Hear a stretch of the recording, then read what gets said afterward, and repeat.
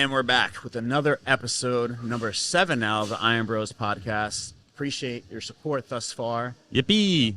I'm just interested, I guess, where it came from and how, when you were going through it, because you were most recently 20. I was a little further behind you. Okay. 10 years ago being 20. So bulking to you, when you first started getting into it, how did you define bulking and what did that look like to you? So when I first discovered, right, the whole sense of growing muscle was bulking, and then to show what you've what you made the muscle wise is cutting. Bulking, what I understood at the time was just eating like as many calories as you can. Protein's good to build muscle, and just eating everything in sight. Because I got influenced through fucking David Lade. So he was like a hard gainer. Okay. So to me, he ate everything. He ate French toast, pasta, beef, donuts, like whatever he could. So I did the same thing. And I remember I remember this day exactly. I was like 15 or 16. And I was doing a bulk. I was doing a dirty bulk, it'd be called. And I know carbs give you a pump in the gym, and so does sodium. So you know what I thought was a great pre-workout meal? Pizza rolls and mozzarella sticks. So that was my bulk, and I got fat. I actually have a photo. Yeah, I was 15. I was actually fat. Can I pull it up right now? Yeah, go ahead. Dude, this was the fattest I ever was in my life. This was a time period, too, where I stopped playing soccer to bulk. But still, the bulking I knew was shit. It was just dirty bulking, eating whatever... no meal timing, right. Just eating like in school, eating when I came home, eating before the gym, eating after the gym, not even smart about my macronutrients or anything like that. While you're looking for this, I'm going to pull up my bulking photo as well. Okay.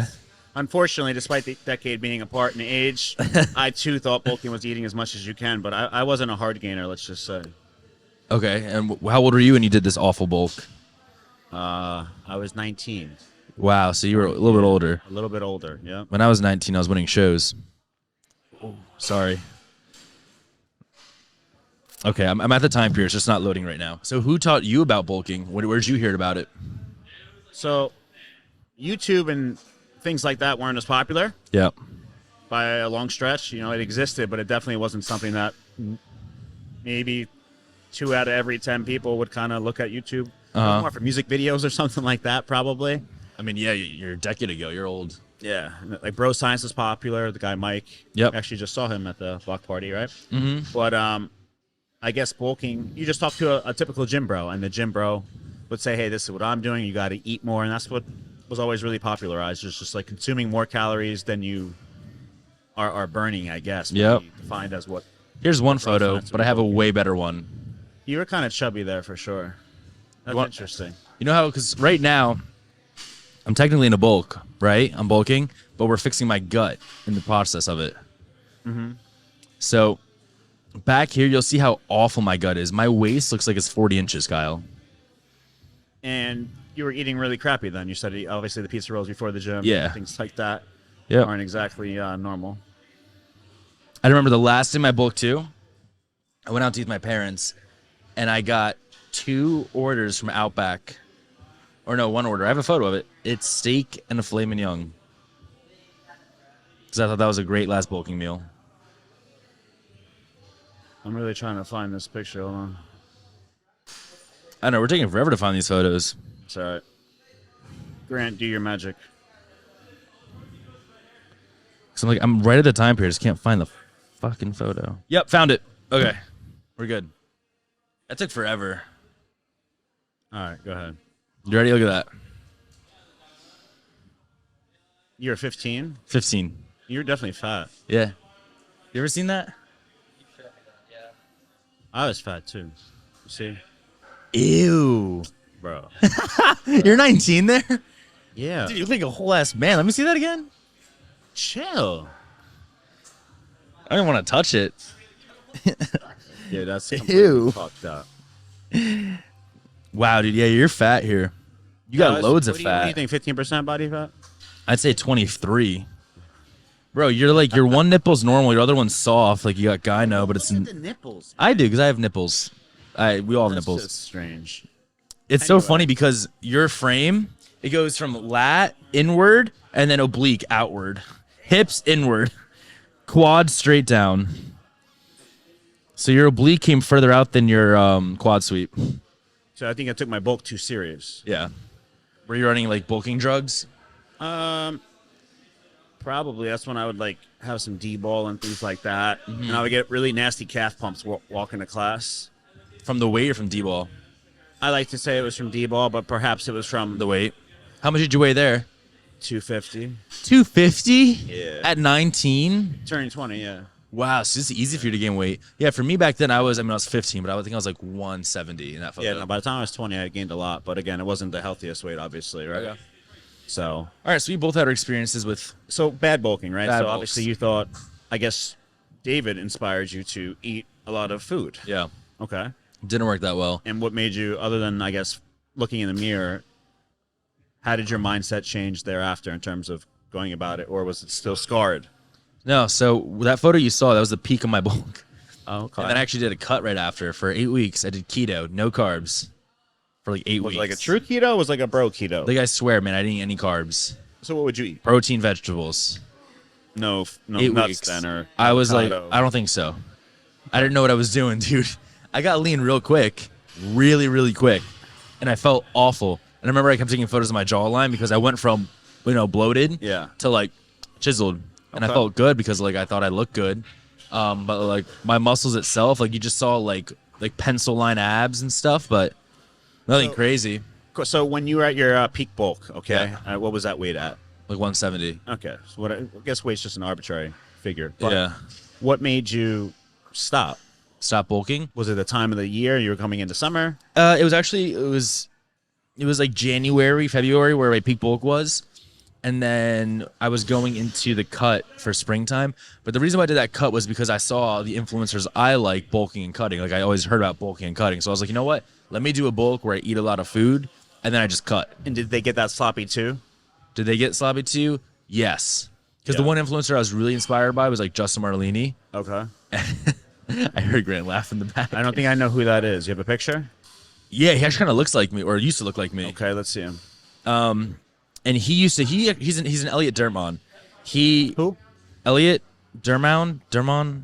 Gotcha. Is that how you say his name? Yeah, you're talking about the big. How he never does a show, right? Yeah, unfortunately. No. Justin was the same way. He would always say I'm going to compete, but he actually never competed in one show in his Did he life. ever like try to? Yeah, he's like Huh. he did videos and he'd be like 3 weeks out and then just pull out. So I did the same thing. I think here, yeah, because I have videos in my Snapchat day one of prep, which was my cut. I've always been this little weird like prep kid, you know. Okay. And I pretend like I was doing a show, going for a show. And I never did one. Interesting. Yeah. Oh, okay. Yeah. And does he? Where is he now? Who is this? Who is he now? Who is he? No one. He just stopped. He's not on social media anymore. Interesting. Yeah.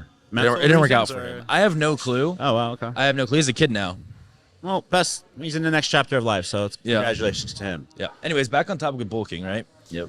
So I did that cut, and then that was my first rebound after that cut. Actually, you don't know about this rebound, but I rebounded.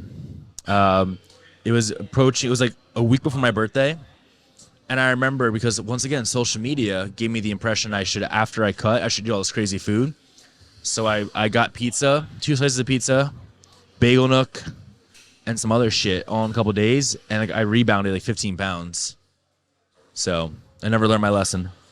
And so, and since then, so going, I guess the misconception. Or what? Let me ask you, I guess, and you could ask me the same question. But what do you think the biggest issue in today's society with people that are bulking? What do you see most commonly? And again, it could be through personal experience or kind of what you just see on the internet. Well, at the end of the, I'm trying to think. So like, I'm thinking into your question, right? Is there really a problem with it? No one's going about they're just not going about the correct way. But is there a correct way? There's a healthier way. There's a smarter way. But there's no like definition correct way, right? You can do whatever you want, what you please. Right. So I think depending on someone's age, Okay. at some point you start to realize, okay, this is definitely not the most efficient way to go about it. Yeah. For health reasons. Yep. The more muscle you carry, that's not the best on the heart. Yep. And let's just say you are a heavyweight bodybuilder or Sure. someone, over 200 pounds. Yeah. That's a lot of stress for the heart. And now you add body fat in higher percentages at that, in which I don't think people should touch certain percentages Yep. if you're a true competitor. That's a lot of stress on the heart. You'll see with that added body fat, typically blood markers are usually not ideal, let's just say. You'll have Okay. a higher blood pressure, Yeah. things like that, that over time accumulate to problems, Yep. right? So I would say, is there a bad way to go about bulking? Thinking that, hey, I just need to eat as much as I can.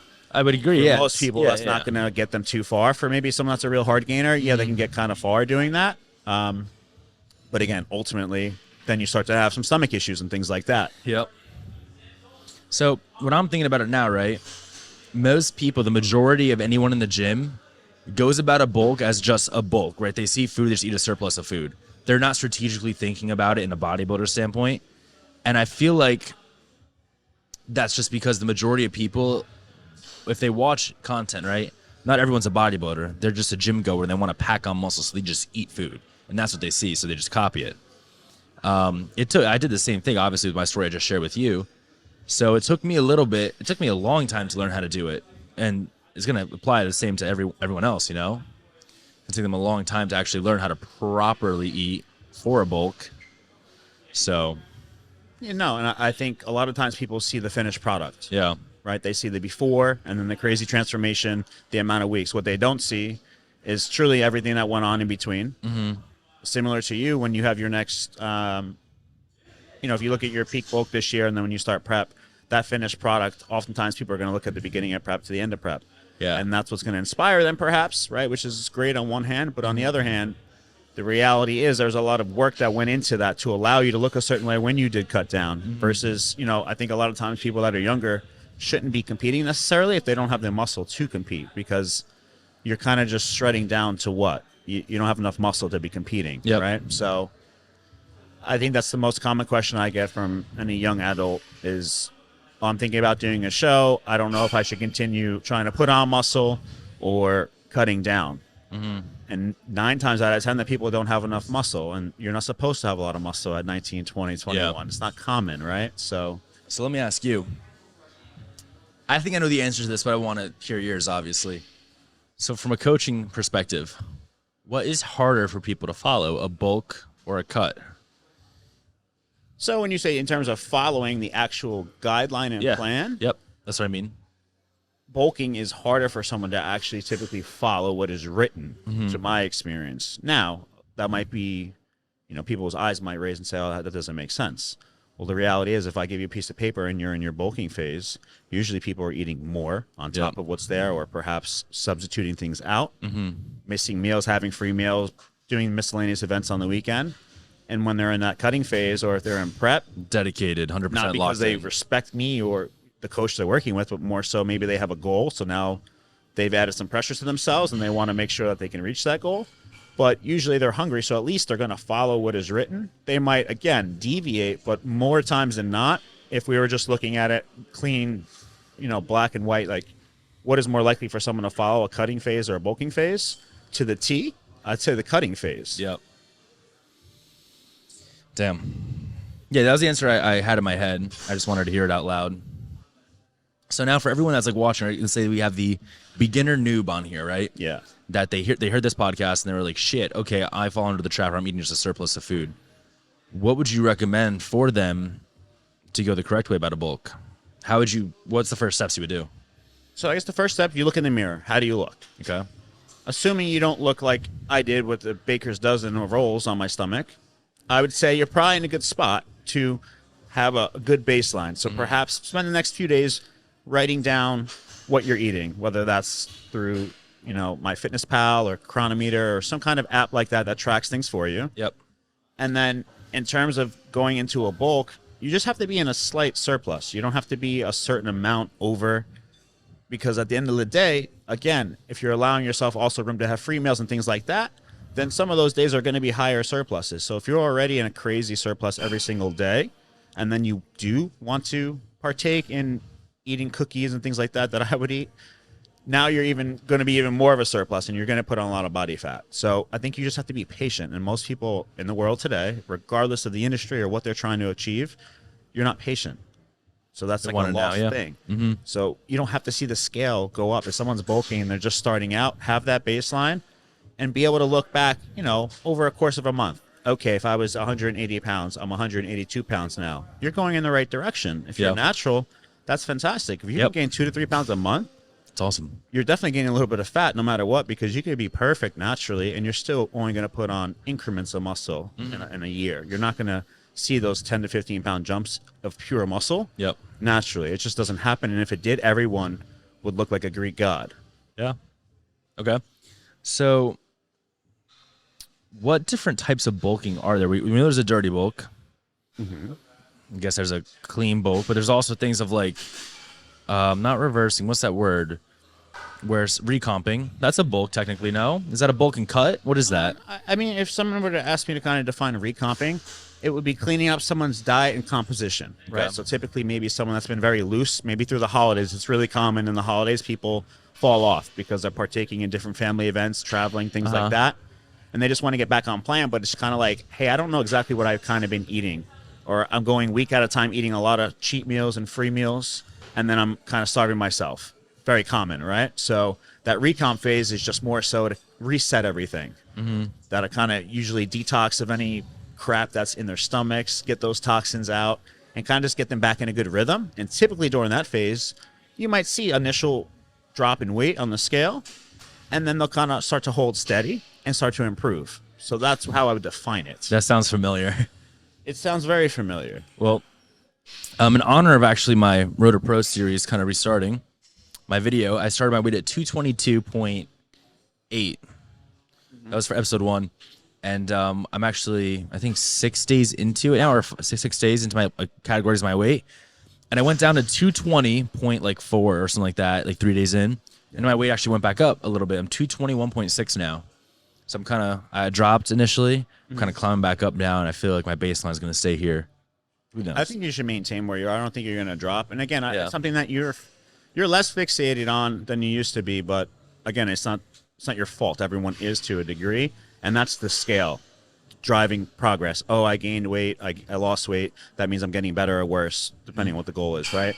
That's not necessarily true. In a perfect world, if you had a DEXA scan, DEXA scan is going to be how you truly test someone's body fat, right? Submerge you in a tank, things like that.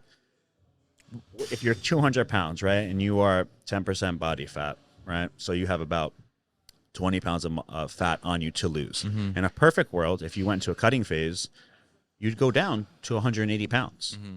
However, when we're in a deficit and trying to cut for a show or whatever it may be, you're not just going to say, hey, fat, come off me, muscle hold. It doesn't work like that, right? So that would be, in a perfect world, how the end result would be. However, when you start to factor in using different supplements, training styles, things like that, you can sometimes make that very achievable. Does that kind of make sense? So that's why when someone's bulking and they're 50, 60 pounds over stage weight, you think they put on 50 pounds of stage weight in a year? No, half of it, more than half of its weight is going to be a lot of fat. All that has to come down. So just like anything in life, what goes up must come down typically. Okay. So those short-term fixations on the scale don't necessarily translate very well. Yeah, it don't mean anything. Now, bulking, I guess another common thing that we always see is someone saying, oh, I want to get to 200 pounds. I want to get to 220 pounds. And they just set the number as the goal. Yep. Again, if I tell you, or if I wasn't telling you, and you're eating your pizza rolls and McDonald's or whatever you used to eat, you'll see the scale go up. Does that mean you're bulking correctly? No. No. And then once you start to diet down, you're going to lose it all, right? Because a lot of it's inflammation, water, things like that. So did we cover the correct way to bulk? I don't know. Did we? Briefly. I feel like we kind of went over, but like, as a coach, how would you mentioned the person to look at themselves. We talk about the gym noob, right? Yeah. Gym noob looking themselves in the mirror, assessing the foods they eat, blah, blah, blah. So now you have so many clients. How many are bulking right now in the off season, improving? I have a lot more people probably in a more of an off-season or lifestyle approach than necessarily. You talking to somebody? No, I'm not. I just made eye contact with someone. Oh, okay, awkward. But I would say more often than not, I try not to have people compete unless I think they can do well. Okay. Right? So now, when let's say you have like 60 clients bulking right now, right? Okay.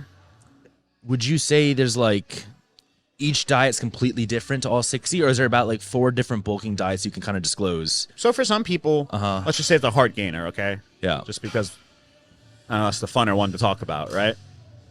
Funner. It's not a word. I know. That's why I repeated it. I get it now. So someone in that's a hard gainer, bulking, typically that person what I'm going to prescribe or tell them to do is, or suggest, is 2 to 3 free meals a week, more than likely, right? As far as the rest of the diet, for some people, I'll give them a little bit more extensive array of foods to select from, and I'll say, hey, I want 90% of your foods to come from this. 10% can kind of be a little bit, and then maybe it's a hard gainer. Hey, this is like the minimum that I want you to eat per day, and then come check-in time, just let me know what else you've eaten in addition. Full transparency. Now, again, that doesn't mean go off and binge, do crazy things like that. It's just more of having a baseline to go off of, and then kind of titrating up that baseline. Now, for someone that's in the opposite spectrum, okay, someone that's more of that Gain weight easy, right? Or endomorph. That's the type of person that's heavier naturally. They can't have those 2 to 3 free meals. And when I say a free meal, I'm thinking more, burger, fries, dessert, something like that. That's definitely not just, I don't know, steak and rice. I'm interrupting you real quick. I asked Kyle the other day. I said, Kyle, can I get 4 Big Macs, please? Yeah, when can I? And he said, like, that's stupid. I said that's stupid. Yeah. If you say a free meal, any person's gonna take a free meal as I can eat whatever the fuck I want. See, that's why. See, I like the term. So I used to always refer to it as a cheat meal. However, we have this stigma in the world we live in today where words are associated with certain outlooks. Okay. Cheat meal, to me, I'm going to eat foods I shouldn't be eating. I'm going to cheat on my diet, eating a bunch of other foods. Yep. Now, to a person that's more of a professional mindset, really looking at fitness and taking it seriously, they know better. However, by using the term free meal instead, I just look at it as a meal to kind of decompress for the week. Perhaps you sit down with the family or your significant other, and you just have a cleaner type meal that isn't necessarily the same food you're eating, but it's not a bag of M&Ms, ice cream, cookies, whatever the hell you can think of. Now listen here, man. Go on. I love going out to eat with my friend Frank and just going ham.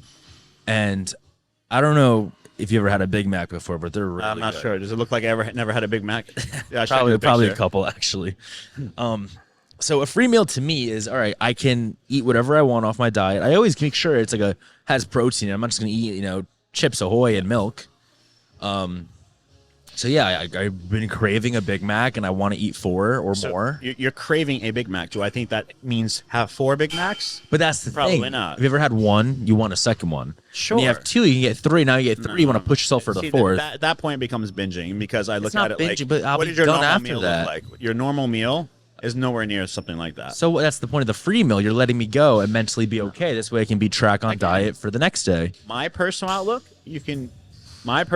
on it is this going to be beneficial to someone mentally, physically? You can say mentally, hey, this is going to help me. That's my point. My thing is, hey, have 2 Big Macs, right? Like, you'll be good. So if 4 Big Macs is going to mess up your digestive tract for the next 48 hours, and you're going to shit your brains out Monday morning. Whatever.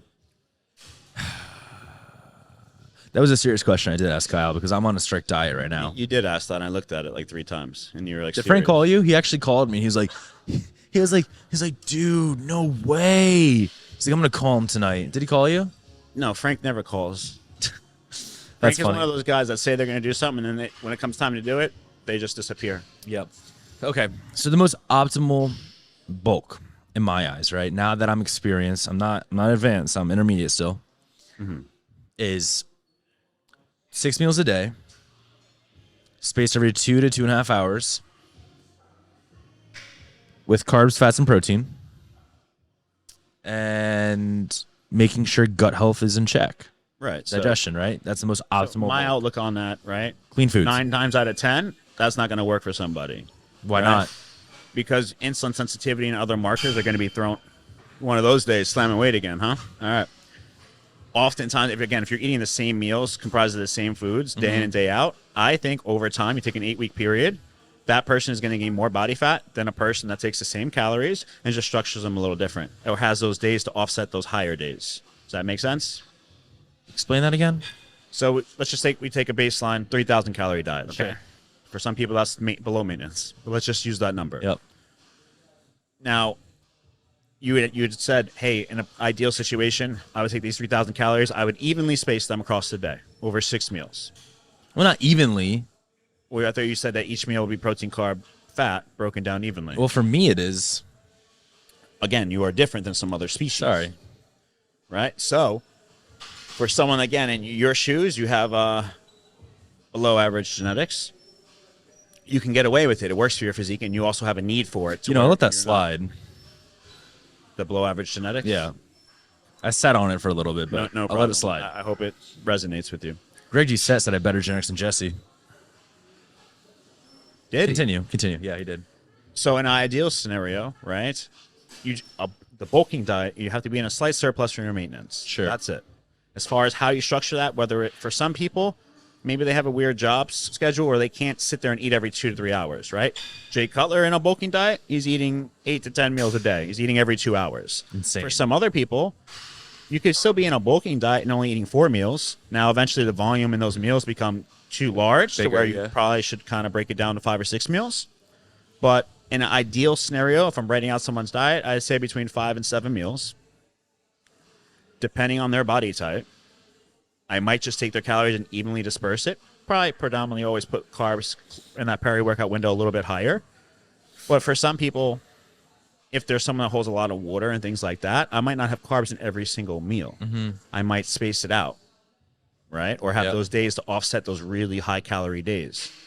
So, again, I don't think there's any ideal one-size-fits-all in general if people are listening. Take what you're eating normally. Are you gaining or losing weight for the week? If you're staying the same, we can call that maintenance. If you want to go into a bulking diet, you just need to be slightly above. You don't need to be 500,000 calories above because you want to minimize the amount of fat you put on. You don't want to be focused on, hey, the scale went up 2 pounds every single week for the next 10 weeks. That's not going to be productive. So now I'm going to ask you a question based off if I didn't know the knowledge I know now. This is still how my brain operates. Since I obviously research and I want to be the best I possibly can. Yeah. And most optimal in, let's say, bulking, right? We address kind of like the newbie stuff, right? Just the basics. But now, right, you said you put someone's meals anywhere from like 5 to 7 a day. So in some research I've done, it's best to eat every 2 hours with protein synthesis, amount of protein, blah, blah, blah, blah, blah. So wouldn't it be most ideally to eat every 2 hours?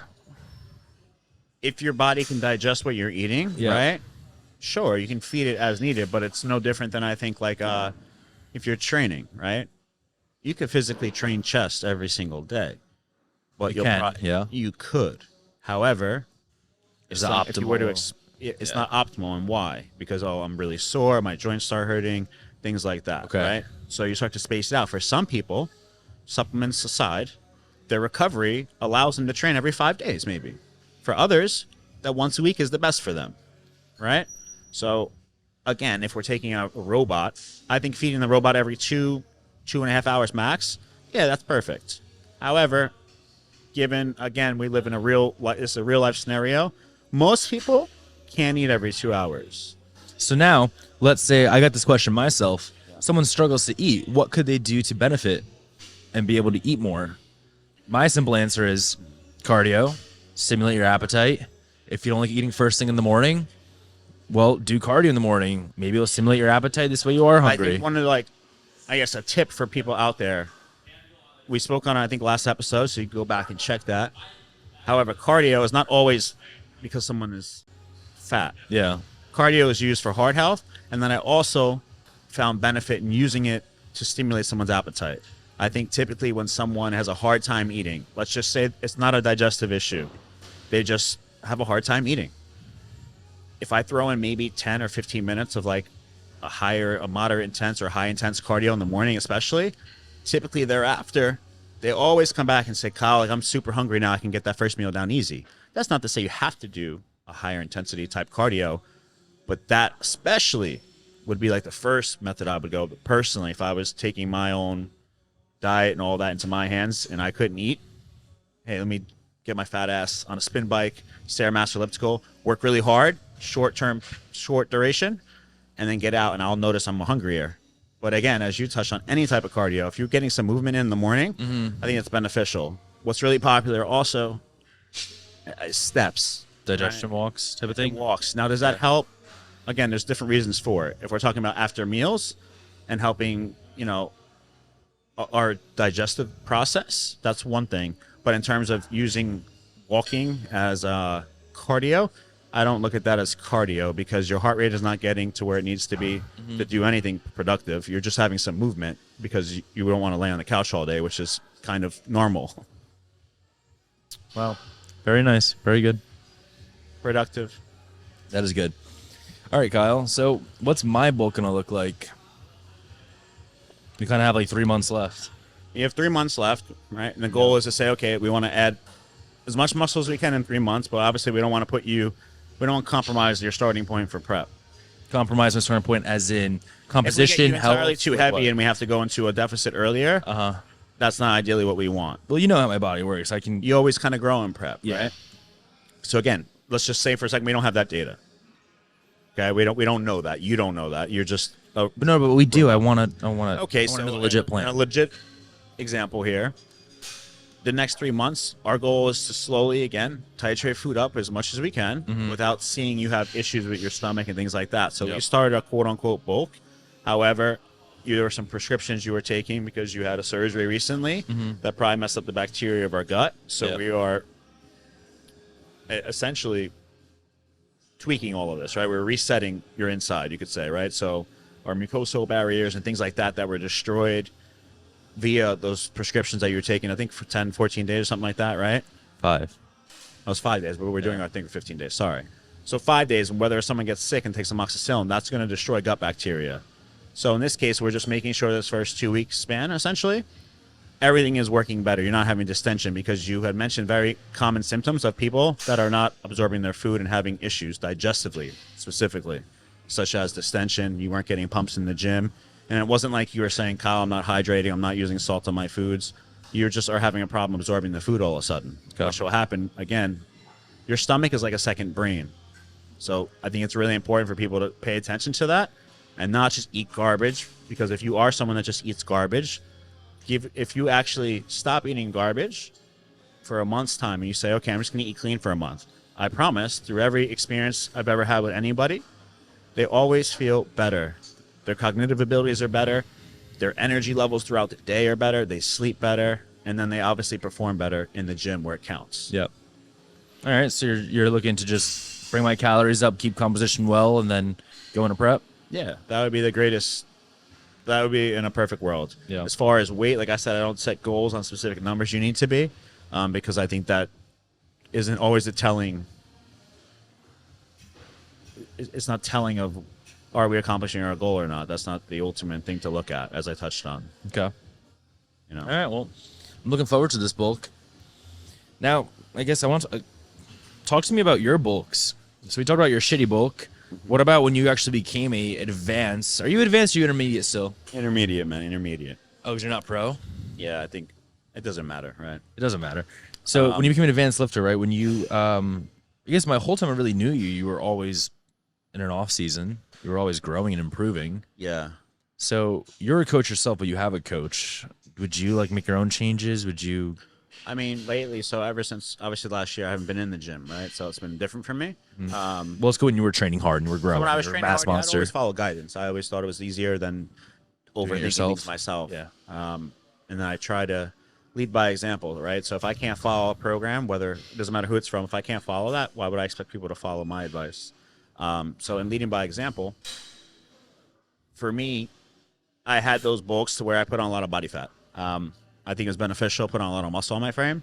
But at the same time, I also started becoming more of a coach, and I can't help but think to when I see people training with somebody in the gym. I think back to the Planet Fitness days. I always do my cardio at Planet Fitness. It's very quiet, good Stairmasters, clean. I always see the personal trainers there, and most of them, I'm not going to say all because I'm sure there's anomalies, they don't look. When I train with somebody or I'm looking for guidance, I want someone that looks looks the a part. certain way. Yeah. They look the part, they're walking the walk, they talk the talk. And then I see some people at Planet Fitness or whatnot, or different trainers, and it doesn't look like they've ever lifted in their life, or they're in really bad shape themselves. So it's kind of like, all right, like what kind of guidance are you giving? Because sure, you might have the textbook knowledge, but can you actually apply it to starting with yourself? Right? So from that, I always found just to be happier overall, so more of a psychological thing, when I trended on the side of being a little bit leaner. So instead of gaining those 20, 25, 30 pounds in the off season, I was happy with, okay, those small increments up, staying relatively lean in the 8 to 10 week outlook year round. That way, when I did want to prep or I wanted to really go into a serious cutting phase, It's easy. way ahead of where I need to be, and it's much easier for me. So that's in my experience, and I find that the leaner we can keep the human body, the more efficient. So just like a car engine, you would change the oil, right? Get your blood, donate blood, things like that. You stay uptake on the maintenance and things like that. So I think the human body is no different. It's an engine, right? So if we are lean and efficient, everything works a lot faster and more efficiently. And that's the most important thing I think people should try to take away when they bulk is, hey, am I putting my body in a position to where now it's not responding how it should? And then we can go a step further. When you have body fat too high, those same calories are no longer working. What's wrong? The noise? No, he was thirsty. Who? It was like his first time getting water. Just the kid that went by. It was funny to me. Say hello next time. Okay. It's just funny to me. So go on. No, that was awesome to hear, man. That was great. Do you want to grab a random person and ask them about their bulking experiences and see how that goes? Yeah. Want to do that? What's going on, man? What's up, buddy? Good. How are you? Good. Great handshake. Just grab the mic. You want to give Just- a chair? We'll give you a chair, because otherwise it's going to be fucked up. All right, bet. It doesn't have that much reach, so. How you doing? Good. How are you? Good. Hanging out. Oh shit, you go. Are you in Jersey for a while or no? Nah. I'm just here for a wedding. Oh, cool. Yeah, I have a wedding tonight up in Told you like he's thirsty. Clifton. Told you he's thirsty. Oh, that guy. Oh, Yeah, but I leave Sunday morning. Okay, very nice. All right, so what we wanted to do, essentially, was part of the reason we created this podcast is to help the community with whatever questions they might have, concerns, things maybe they're afraid to ask. It's not saying you're afraid to ask anything. Doesn't look But like he's perhaps they just had a thought in their head and they just never felt that they could go anywhere. So we're trying to have that to where, obviously he's younger. I'm a little older, not much. Yeah. So we want to bring you on today. You're our first guest for doing this. And essentially, we're giving you free reigns to ask anything you want. Mostly anything, I'm sure. Maybe you can think of some weird shit. But anything that pertains to fitness or you feel is going to help you take something, help other people as well, take something away. Okay. And it could be to me, to him, to the blue. It doesn't matter. What's your rate again, by the way, for your video calls? Let's not discuss that. Okay. So just ask any questions that I have about like. If you have any question in mind, whether it's diet related, training related, whatever it may be. You're a power lifter, right? Yeah. So I think the biggest thing with me, the biggest problem that I have is like meal timing.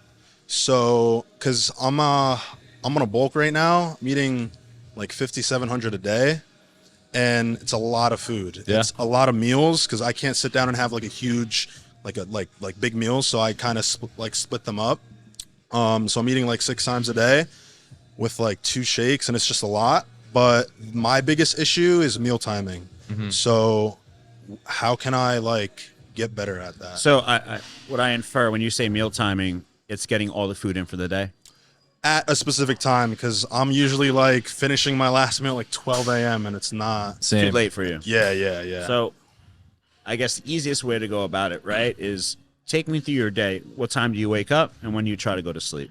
When do you train? On a perfect day, I'd be up around like 7, and I would like to be in bed asleep by like 10:30, the latest. Okay. Yeah. So you wake up at 7. How are you eating? Like, what's your first meal? My first meal is actually like 2 servings of like Rice Krispie cereal. Well, what time? Like 7:30ish. Okay. And then after that, how does your day look? So let's just say you finish that first meal by 8 o'clock the latest. Yeah. When is the next time you're eating? When are you training? So I usually train around like 10, 11 a.m. So I like to have 2 meals before I go to the gym. So I have that first meal around like 7:30. I go for a walk, and then I have my cream of rice around like 9-ish, and then I go to the gym around like 10, 10:30. Okay. And then that third meal, your post meal. Would be like right when I get home from the gym around like between like 12 and 1. Okay. I'd say. So that's already 3 meals down by 1 o'clock. Yeah. So what happens That's from pretty 1 good. o'clock to 9 o'clock? You said you go to bed. Like 10:30, 10:30. So you have 9 hours to get 3 meals. What happens now? Yeah. Dude, I'm not gonna lie. I just get like, I think, I mean, from time to time, I do it well. I do it well. Yeah. So like, I would eat that third meal, and then I would set like a 2-hour timer on my phone, and then I would have that fourth, another 2-hour timer. I would have that fifth, and then the last one I would have around like 9. But I think, let's just say on a day where, I wake up late, all right? Like, let's just say like I sleep in and I wake up at 10, and I'm not training till like 2 or 3. Then those are the days that I really have problems with, like as far as like meal timings specifically. So I would say that the best thing that you should be doing is having a really consistent routine in the morning, right? Okay. You should be getting up around the same time. Now, if in those cases you don't, for whatever reason, Yeah. assuming it's not because you don't feel good, right? Because then you shouldn't train and a lot of things are different. Yeah.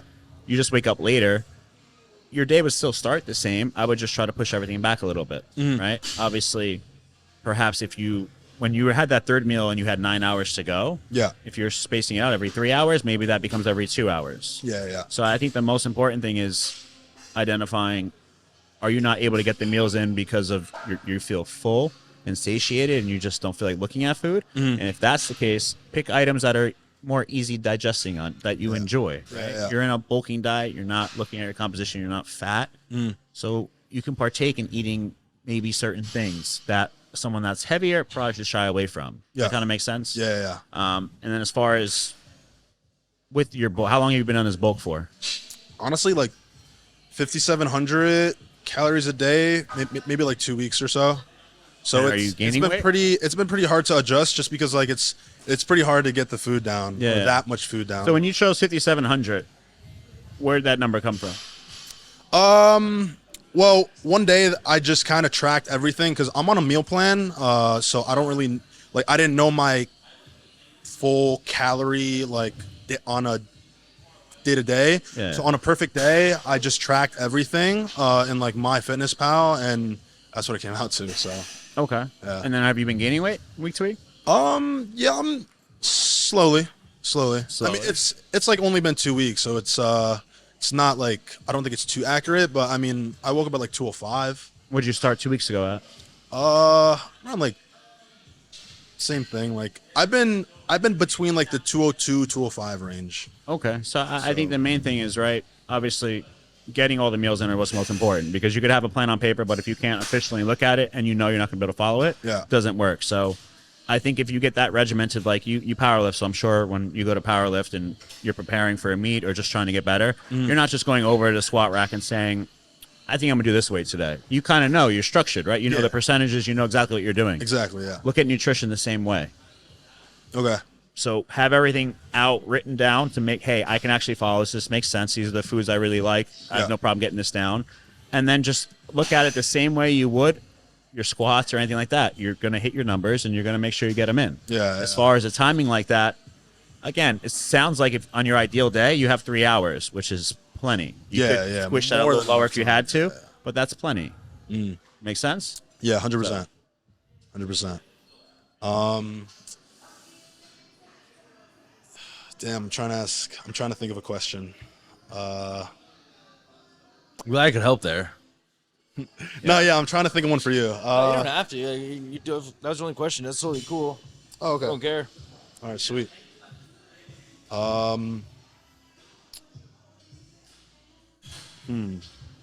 Give me a second. No, no problem.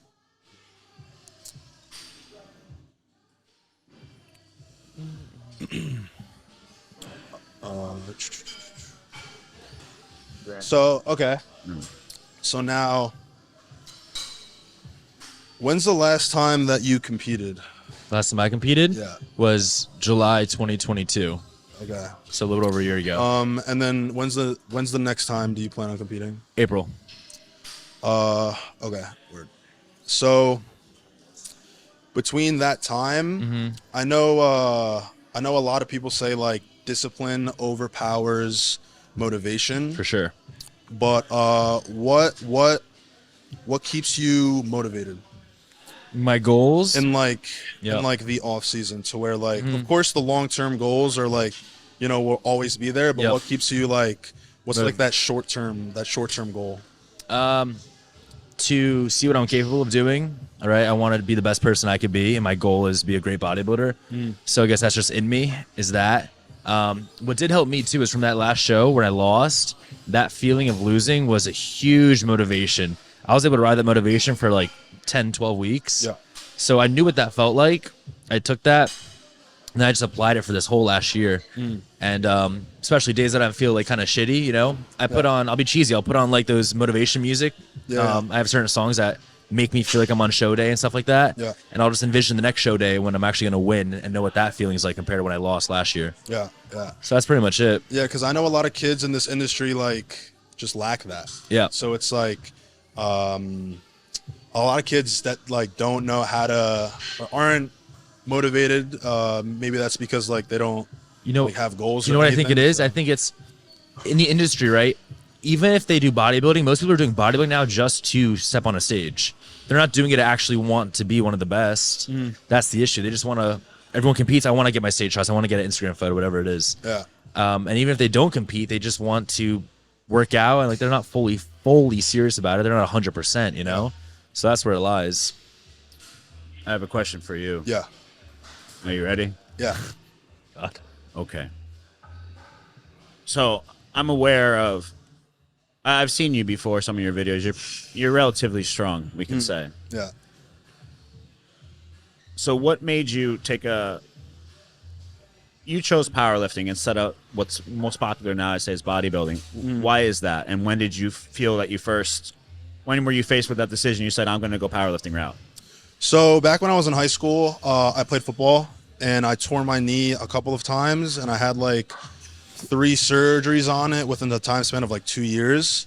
And basically, what got me into powerlifting was I was going throughout my physical therapy on like my last surgery, and my physical therapist just told me like, you could probably just go squat on your own and like do stuff on your own at the gym. So this is when I was like 16. I was like religiously hitting legs 3 times a week, and the goal at that point in my life was just even them out, because obviously when you get a surgery you lose like everything. And back in the day I was super skinny, so it's like I didn't have anything to begin with. Yeah. So when I got the surgery, it was like, holy crap, my leg is so skinny. Like it was the size of my forearm. And yeah, so I was hitting legs 3 times a week, and I just kept on doing it. I started squatting, and my buddy, he was powerlifting at the time, and he really wasn't that strong, but me and him just started training together, and then from there, you know, I just powerlifted. I mean, bodybuilding, I'm not gonna lie, no offense, but I really had no interest in bodybuilding when I was younger. I don't know, because my dad was a bodybuilder back in the day. Oh, really? But he would also like, he would tell me stories how like he could hit this for this amount of reps and this for this amount of reps, and I was just like, but like I don't want to do that. I want to be like strong. Yeah. And I think that was my goal, because like I've always had small legs, so I think my actual goal when I was young, at least, was to get big legs. So yeah. Okay. So always interested, because I know it's not the more popular thing to do, and you do it pretty well. So I figured you had a good story behind it. Share your numbers. What are your numbers? My best squat ever is 666. Damn. My best bench ever is 430, and my best deadlift is 727. And how much do you weigh? 205. Or when you did those lifts, though? I actually did those when I was 19. So at the time I was like around the same weight, Okay. 200 pounds. Very nice. Sub 200 pounds. 19-year-olds, man. How old are you now? 20? 21. 21? So what is the goal with the numbers moving forward? What are you looking to accomplish before you say, you know what, I'm good powerlifting, I'll move on? I'd be able to retire if I could total 2K at 198. Because the world record total is held by Jesse Norris, and it's 2033. And my goal is to do that as a junior, so like before I turn 24. So with the pec tear, it kind of set me back a bit, but I think I'm still on track to possibly do that. Very nice. Impressive, man. We'll be rooting for you, man. Thank you. I hope you check back. We'll try to check back with you. 100%. See how that's going, all right? I follow him on Instagram, bro. I do I as check in well. on him. Very cool. But I appreciate you joining us. Like, Nah, I said, thank you're you our for first guest. So Thank you for having me Awesome, on, bro. 100%. Thank you, man. I appreciate you guys. Yeah, toodaloo.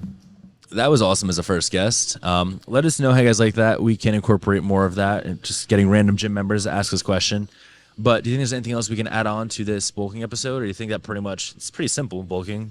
We went. Yeah, no, I think hopefully you guys can let us know your thoughts, but hopefully that level of breakdown is helpful. Yep. Kind of touched on anyone who's maybe a little experienced, true beginners, things like that. But not entirely too much. I think the main takeaway is, again, being patient, right? Can't look at things as like 3-month windows in terms of success or failure. It's a long, if you're into bodybuilding and fitness, it's going to be a big chapter of your life, hopefully, right? Yeah. And you leave it when you want on your own, in your own will.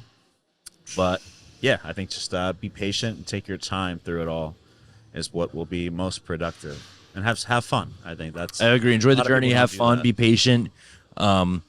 It's hard to gain muscle. It's not going to happen overnight. It certainly does not. And the 25 pounds you gain isn't fully muscle. So, all right. Well, thank you guys for tuning in on this episode 7 of the Iron Bros podcast. Let us know how you guys liked it. And leave us some topics down below in the comments for future episodes. And you can support Kyle, myself, and Grant at the Young LA with all of our codes. We got code CERT, code ANT, code Grant. And that is all. See you in the next one.